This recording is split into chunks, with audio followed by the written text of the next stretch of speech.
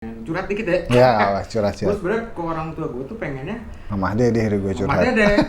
Jadi kalau gue ngerjain hal yang sama berulang-ulang, udah tuh kayak lupa gue teh, kayak aing kiamat kus gawe di pegawai negeri, kus kantoran. Nah, gue nggak biasa kerja kantoran. Freelance itu belajar dari kesalahan yang kita kerjain aja.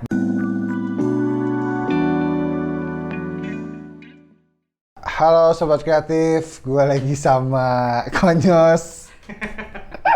Sobat kreatif. Nyos, sibuk apa nih Nyos? Ya, lu kan habis sibuk sama gue.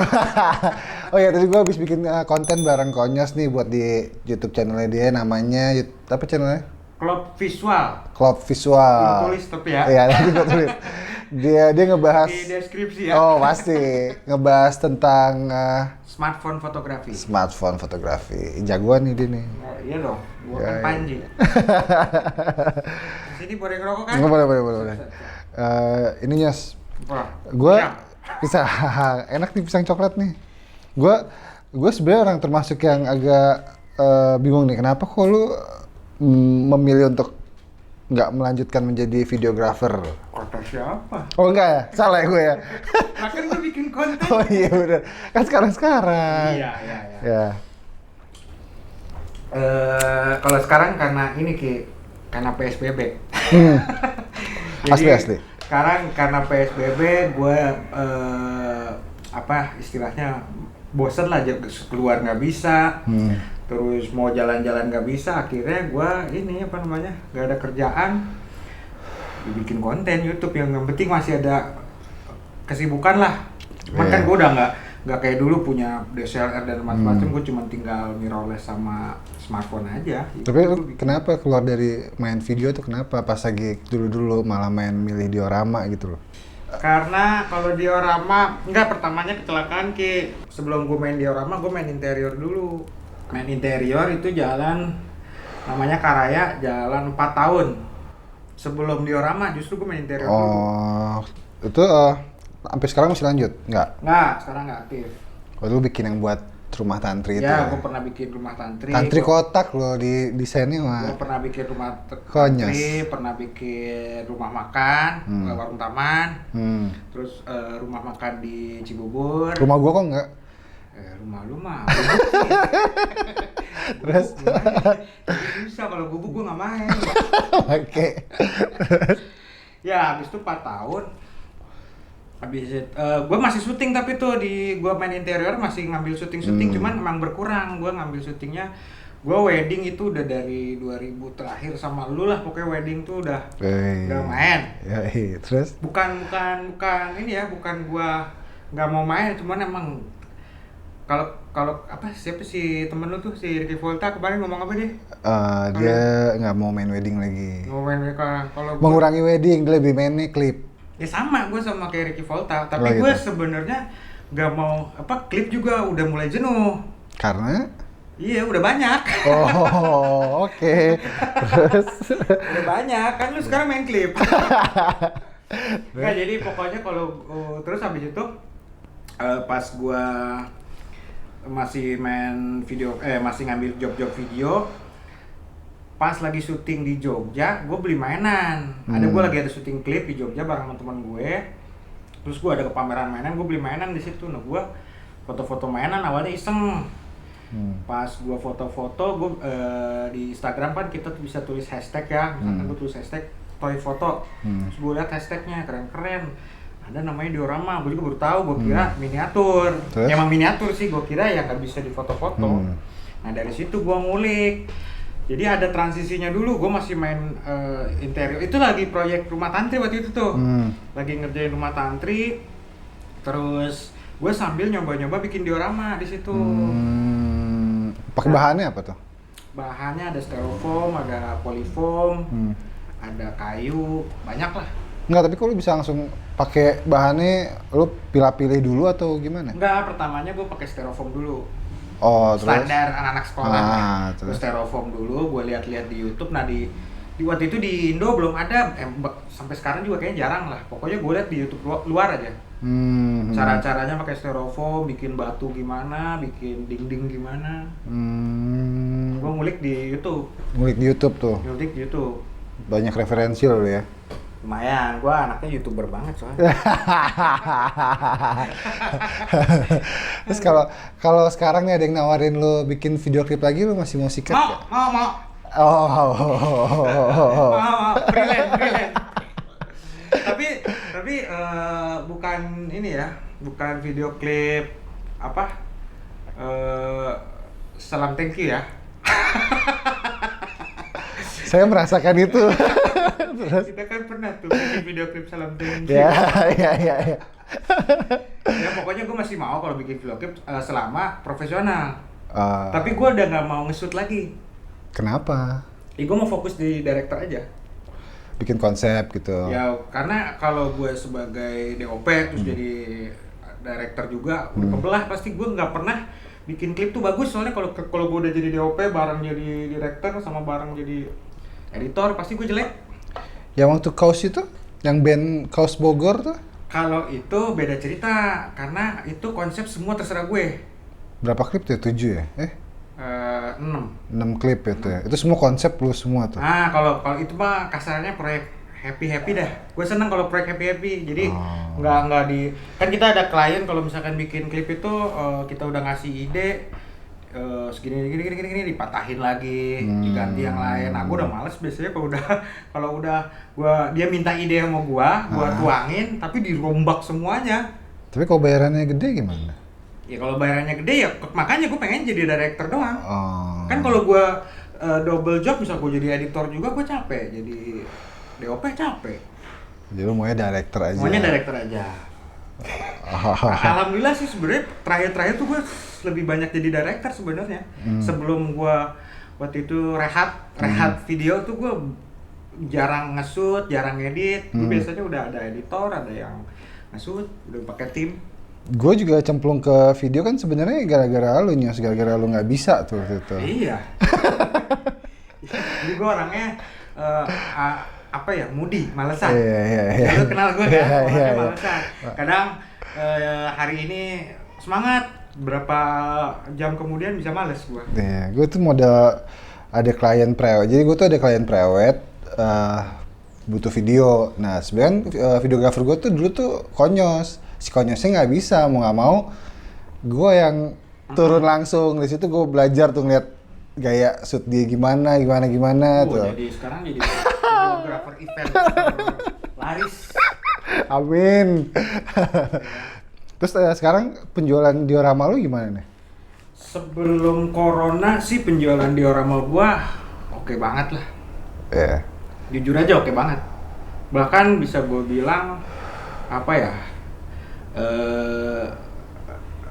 bisa nyamain sama gaji waktu gua sebagai saudara. Serius lu? Serius. Apalagi kalau ada momen-momen film kayak Avengers. Iya. Ya kan film-film superhero. Marvel, Batman, Justice League. Kalau ada momen-momen kayak gitu pendapatan gue lumayan gede. Itu lu kirim ke luar negeri juga ya? Kirim ke luar negeri. Sering luar negeri, lokal juga ada loh. Paling jauh dia lu kirim kemana? Paling jauh. Nggak tahu sih Jepang sama Jerman jauhan mana. Gua buta nih sama geografi. Jauhan Garut kayaknya. Jauhan Pokoknya Garut. pernah Jepang sama Jerman. Amerika pernah apa belum ya? Lupa gua. Gitu. Lupa. Kayaknya pernah, cuman bukan pihak ketiga kayaknya. Jadi teman gue yang ngerjain. Lu kirim paketnya gimana tuh? Nggak ngeri rusak tuh? Kalau ke luar negeri pasti harus pakai packing kayu. Oh gitu? Selalu wajib. Karena kalau dia kan bahannya styrofoam, polyfoam gampang hancur. Jadi, Pernah ada yang komplain hancur nggak? pertama-tama. Terus? Ya pertama-tama kan gue belum ahli packing, gue belajar packing gitu kan. Gue nggak tahu, gue pikir aman, pas sampai sono biar. Terus? Ya udah, gue ganti duitnya. Nggak lu kirim ulang? Enggak lah, gue males bikinnya. Itu soalnya waktu awal-awal sebelum gue belum buka PO Ki. Jadi waktu pertama gue bikin diorama itu gue belum buka pre-order, belum buka commission work, gue belum terima pas. Jadi gue cuma bikin semau gue aja. Oh gitu? Nah, itu setahun gue ngalamin kayak gitu. Setelah gue ada asisten, ada yang bantuin, baru gue buka PO.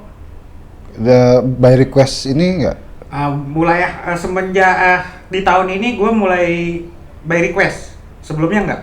Sebelumnya enggak. Kalau sekarang kayak, Nyus gue mau yang kayak model begini dong gitu ya? Mulai tahun ini gue by request. Hmm. Gue rubah konsepnya. Karena gue punya 2 akun diorama tuh. Apa tuh? Satu Kadio Diorama itu yang utama. Nah yang tadinya itu PO-an doang, sekarang bisa by request. Tadinya desain gue semua sendiri. Sekarang bareng sama customer ngedesainnya. Nah satu lagi Dioda, itu diorama yang murah-murah lah, yang 500 ribuan. Nah itu dibalik jadi Kadio kayak Dioda, jadi cuma terima PO aja, dia nggak bisa commission. Lo waktu itu ikutan lomba untuk apa sih Nyus sampai juara 1 tuh? Enggak juara 1 Ki. Oh juara berapa? Juara favorit. Oh juara favorit. Best komersial. Oh. Jadi itu sebenarnya kan film ada kategorinya, ada best director, best movie, best komersial. Bukan 1 2 3 jadinya. Nah, gua masuknya ke best komersial. Jadi kalau sebenarnya niatnya bikin film pendek, cuman cocok buat iklan ternyata. Oh. Konsepnya emang iklan Terus.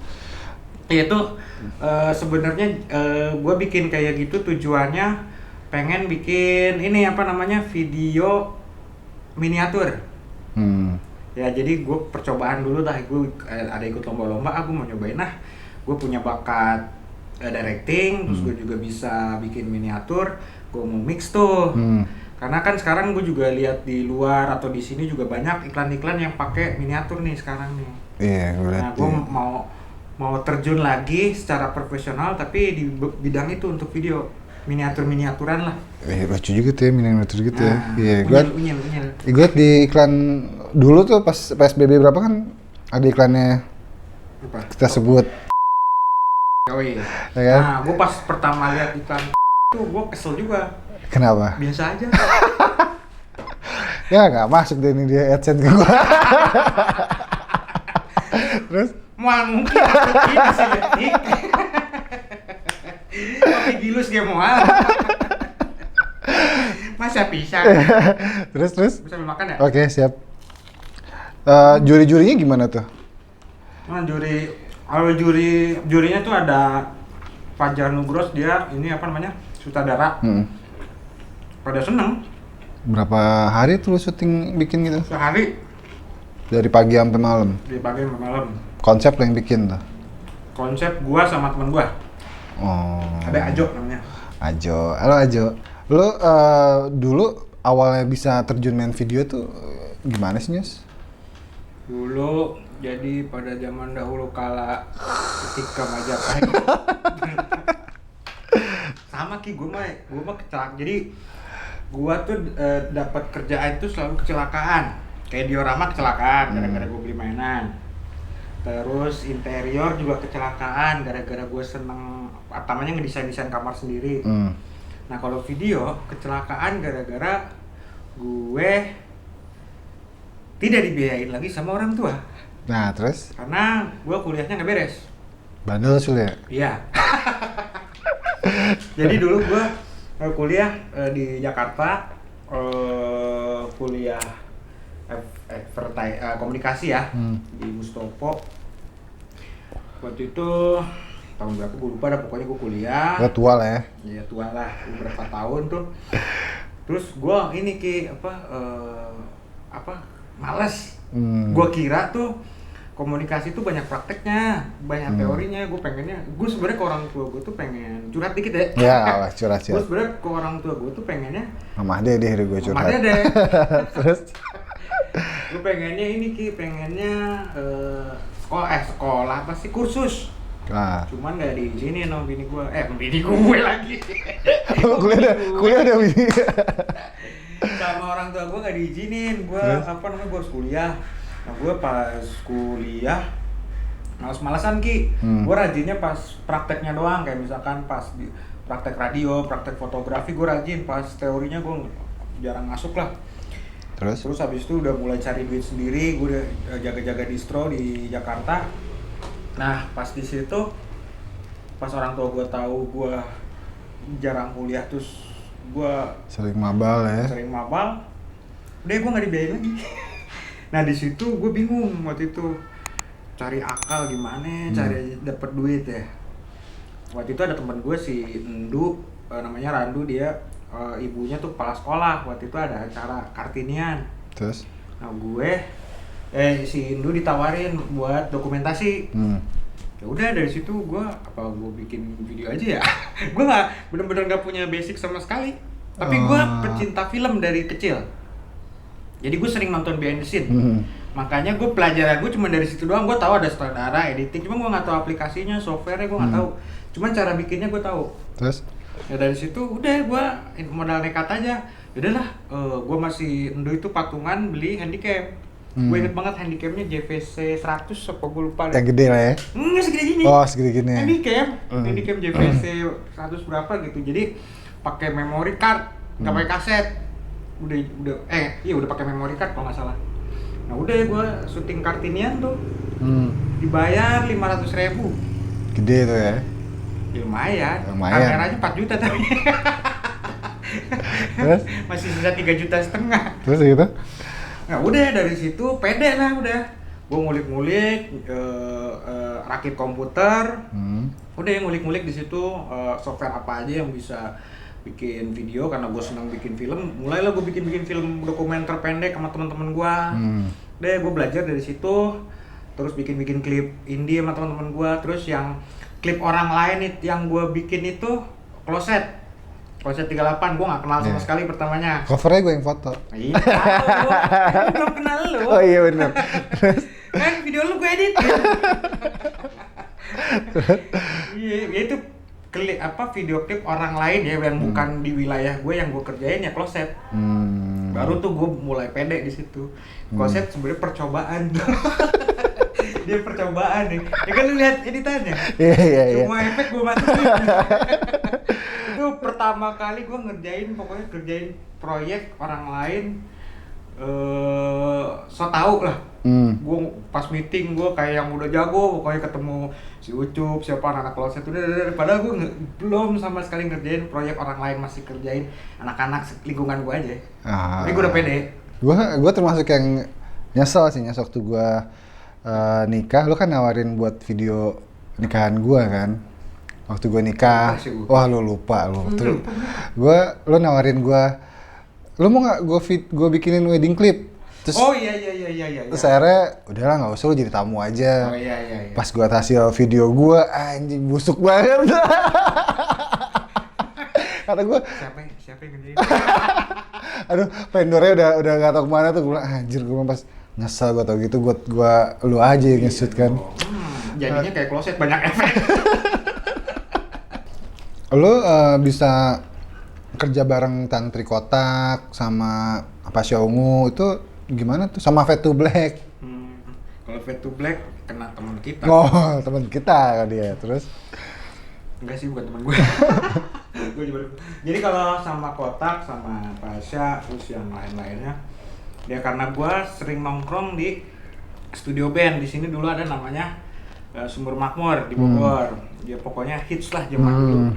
Hits banget bos. Nah karena deket sama rumah gue sering main ke situ. Jadi di situ tuh ada engineer-nya Kotak. Nah gue ditawarin lah. Sebelumnya Kotak udah ada fotografer sama videografernya. Kan gue ditawarin sama manajernya, mau nggak lo ikut?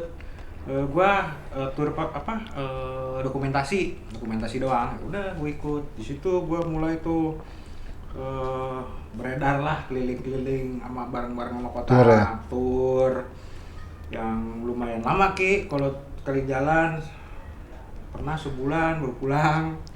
Pernah. Waduh, enak banget. Gue enak banget. Gak enak ya? Kalau tur tuh enaknya ini seminggu pertama doang. Minggu kedua udah homesick dah. Udah masing-masing. Jadi kalau udah tur tuh kalau udah misalkan beres ke kota mana nih, udah masing-masing, nggak ngumpul-ngumpul lagi, boro-boro mau main udah pengennya pulang, pengennya main, pengennya ke ini malas kerja lah. Tapi soalnya ininya kayak wedding sama gitu-gitu aja. Jadi kerjanya tuh ya udah misalkan nyampe ke hotel, nge-shoot check sound, habis itu ke hotel lagi, malamnya nge-shoot konser, paginya berangkat lagi, gitu aja terus, bosen. Capek juga sih ya. Capek. Makanya kalau umur gue yang sekarang udah nggak sanggup gue. Tapi sorry nih ya gue nanya, kalau untuk paymentnya lumayan? Paymentnya lumayan. Lumayan nih. Lumayan. Lama nggak? Ya kalau industri biasanya tahu sendiri. Ya. Jadi kalau kata gue ya semua kerjaan kontrak ataupun apalah yang fee kalau emang budgetnya besar memang biasanya lama. Gue waktu itu pernah ngerjain Mazda. Waktu itu Mazda apa ya? Gue lupa deh. Project Mazda itu lumayan. Itu project paling besar gue. Itu 3 termin. Begitu? Iya. Lama juga ya? Lama. Lumayan kalau project-project gede tuh ya gitulah. Pokoknya lama. Kalau project-project 5 juta ya cepet. Makanya wedding cepet. Wedding tuh duit cepat. Duit cepat. Duit cepat, makanya jangan putus wedding. Makanya ya, gimana dong? Kalau gua gimana ya? Kalau ngerjain wedding bukan tanpa maksud merendahkan videographer wedding atau yang berkecimpung di dunia wedding gitu. Gue emang orangnya ya lu udah tahu gue moody gitu. Jadi kalau gue ngerjain hal yang sama berulang-ulang, udah tuh kayak lupa gue teh kayak aing kiamat kus gawe di pegawai negeri, kus kantoran. Nah, gue nggak biasa kerja kantoran. Iya, apalagi yang bangunnya subuh tuh. Aduh. Nah, ya bangun subuh nggak masalah sih. Ngesut subuh yang masalah. Iya. Jam 4 gitu kan saat subuh. Apalagi kan kita pernah sehari waktu yang ke Bandung kita tuh. Oh iya. Shoot Bandung, besoknya langsung ke Jakarta, shoot lagi, buset deh. Mending shootnya beda ya, shootnya ya saya terima lagi, bosen bos, saya terima mulu. Gue pengen terima duitnya aja. Makanya kalau wedding, kalau emang lu mau fokus ke wedding, cocoknya memang lu bikin PH, lu udah punya tim. Jadi karena umur semakin tua juga power tenaga kita juga berkurang gitu kan, jadi lu bisa manfaatin SDM yang masih muda-muda. Cocoknya kalau wedding lu punya tim aja. Kalau masih main freelance sendirian, kalau kata gua capek dah. Iya sih, tapi kalau dia jawabnya wedding buat klip doang sendiri turun gitu kan. Iya. Gua tuh pengennya kayak Anthony Ismail kalau gua. Ya pokoknya si Anthony Ismail itu jarang pakai pakem yang seharusnya di fotografi. Misalkan dia kadang-kadang overexposure, terus bikin monokrom merah. Intinya gue seneng lah style-stylenya dia. Terus cara pola pikirnya dia di bidang videografi, fotografi, gue suka aja. Dia tuh nggak pernah ngikutin standar videografer yang harus sinematik, harus fly, gimbal, stabilizer. Gue jujur ya, kalau gue pribadi gue kurang suka sebenarnya kayak gitu-gitu. Gue lebih seneng yang ekstrim. Maksudnya gitu-gitu. Shaky cam, terus kalau di era sekarang itu K-pop kan. Nah K-pop gue suka banget editingnya. Kalau dulu era punk gue suka editingnya. Gue justru kebalik, gue kurang suka editing yang sinematik, drone, gue kurang suka malah. Makanya kalau lihat video klip gue kan banyak shaky-nya tuh. Gue kan sering turun bareng sama lu dulu. Yang kita bikin video metal tuh. Nah itu juga gue shaky semua tuh. Gue seneng yang kayak gitu kalau gue. Nah masalahnya banyak klien atau customer yang nggak suka juga yang kayak gitu. Rata-rata emang orang-orang segmented yang suka kayak gitu. Itu juga yang jadi masalah ketika gue ngerjain video klip, misalkan gue jadi co-directornya Pasha Ungu. Ya itu kan klip-klipnya harus sinematik lah, harus yang itu. Gue kadang-kadang suka males. Makanya gue orangnya males parah, moody gue. Terus si diorama ini mau lu sampai kapan nih? Kalau diorama sih kayaknya mah terus. Kalau diorama gini Ki, kalau video itu kita banyak ngeluarin tenaga fisik ya. Jadi misalkan keluar jalan, traveling lah. Nah kalau diorama kan sebenarnya di rumah doang. Terus duduk lagi. Kalau kata gue diorama sih, menurut gue nih, gue pasti sampai tua kayaknya kalau diorama. Sampai tua. Kalau diorama selama gue masih moodnya ada ya, selama gue masih pengen bikin, kayaknya akan terus bikin. Kalau dia secara tenaga gitu, kayaknya orang gue lihat di luar juga udah pada tua yang bikin diorama. Maksudnya bukan anak-anak muda. Kalau kayak di Amerika, di Jepang itu udah pada tua. Jadi gue ngerasa kalau diorama mah gue masih bisa pegang janji lah. Kalau itu mah bisa gue sampai tua. Tapi kalau video gak mungkin gue. Karena rata-rata di umur 40 sampai 50 deh gitu udah staminanya udah turun. Ngedrop. Makanya enaknya sebenarnya kalau harus ada ininya Ki kalau di dunia entertain atau apa ya showbiz visual gitu harus ada naik stepnya. Lu jangan misalkan jadi videographer terus lu harus naik terus misalkan dari videographer lu jadi DOP lu mau jadi director sampai produser paling terakhir kayak Mira Lesmana dia kan jadi produser jadi mau sampai tua juga sisa tuh masih bisa. Iya. Harus naik sih Ki kalau di dunia gitu. Nah gue pengen naik step gitu mudah-mudahan sih nyampe umur 40-50 gue bisa dapet bikin iklan.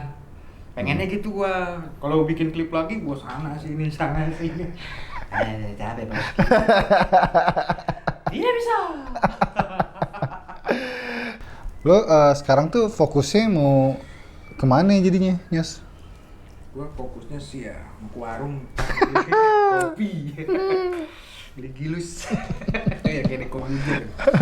Terus? Gara-gara PSBB, gara-gara corona, ya pokoknya banyak merubah persepsi orang yang tadinya merasa bisnis di entertainment bakal gini jadi gini kan. Banget. Nah, lu juga kerasa. Ya, gue juga yang tadinya fokusnya itu gue nggak akan video sama sekali loh. Gue nggak akan terima job video lagi, foto video apa gue nggak. Gue mau fokus diorama. Pun kalau gue bikin video ya itu tadi yang kayak gue bikin miniatur.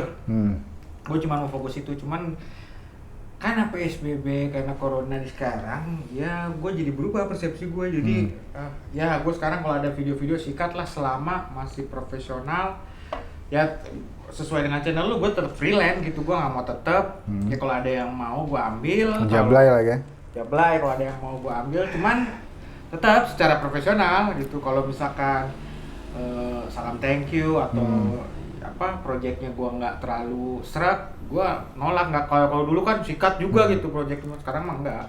Karena gue udah ada usaha kan diorama. Nah diorama itu pastinya akan jalan terus kalau diorama. Mungkin ya itu tadi yang gue bilang, karena diorama nggak perlu pakai tenaga yang banyak, nggak kayak video, nggak perlu tim banyak, cuman perlu rokok, kopi, bisa goreng, nggak perlu aduh Premiere, tidak perlu deadline, Sony A7S, Redcam, Aricam, nggak perlu. Tapi gue bisa dapat hasil yang sama. Lo ada tips nggak nih buat freelance muda? Freelance muda anjing kayak sekarang tua banget. Kalau freelance muda nih kalau kata gue sih nggak, gue cuma belajar dari pengalaman gue aja ya. Gue juga dulu freelance cukup panjang lah. Ya, kalau selama lu masih muda, sikat aja semua. Pokoknya jangan takut. Wah, gue nggak bisa nih ini. Gue misalkan gini nih, lu nggak bisa ngedit. Terus lu dapet job edit. Kalau kata gue sikat aja. Lu buktinya nggak bisa ngedit, dia jadi bisa ngedit. Sikat aja dulu. Kalau freelance itu belajar dari kesalahan yang kita kerjain aja. Nanti kalau misalkan kita salah ya udah ketika ada project selanjutnya jangan itu jadi pelajaran, jangan sampai keulang. Kalau freelance sikat aja terus. Kalau freelance muda ya. Nah, kalau freelance tua saran gua sih karena freelance itu jobnya nggak pasti. Apalagi ada regenerasi ketika kita sudah umur berapa nanti ada generasi baru yang taste-nya lebih kekinian ini. Nah, saran gua ya lu mulai bikin side job atau usaha lah apapun itu. Nah, setuju gua. Di sini gua ketolong sama diorama sebenarnya sebelum menjelang tua gua. Jadi gua juga pengen bikin lagi sih yang lain, gak diorama aja, gua pengen bikin kuliner juga pengen. Cuman gua masih belum aja, terus gue pengen bikin usaha baju. Nah, sementara yang masih stabil nih gue diorama. Jadi ketika gue nggak ada job video sebulan, 2 bulan, sampai 3 bulan, gue masih bisa makan. Gue nggak tergantung sama video. Karena dengan umur gue yang belum tua banget sih, masih 30-an lah ya kita ya. Kalau 40 nah menuju 40 minimal sih udah nyiapin tabungan buat usaha sih saran gue. Karena ya freelance itu memang nggak pasti lah, apalagi keadaan corona kayak gini kita nggak tahu. Tiba-tiba semua nganggur. Bikin YouTube kayak kita berdua ya. Gabut pak. Gabut. Iya, oke. Itu aja dah. Sip, thank you-nya sudah Sama-sama, Bos. disuguhin pisang, kopi. Oke, lu kalau butuh punya action figure, butuh diorama, lu bisa langsung kontak Kang Dio. Kadio Oh, Diorama. Kak Dio diorama, sorry. Instagramnya Kadio Diorama. Ya, Kak Dio diorama. Terus YouTube gue Klop. YouTube Klop Visual. Oke. Terima kasih ya. See you.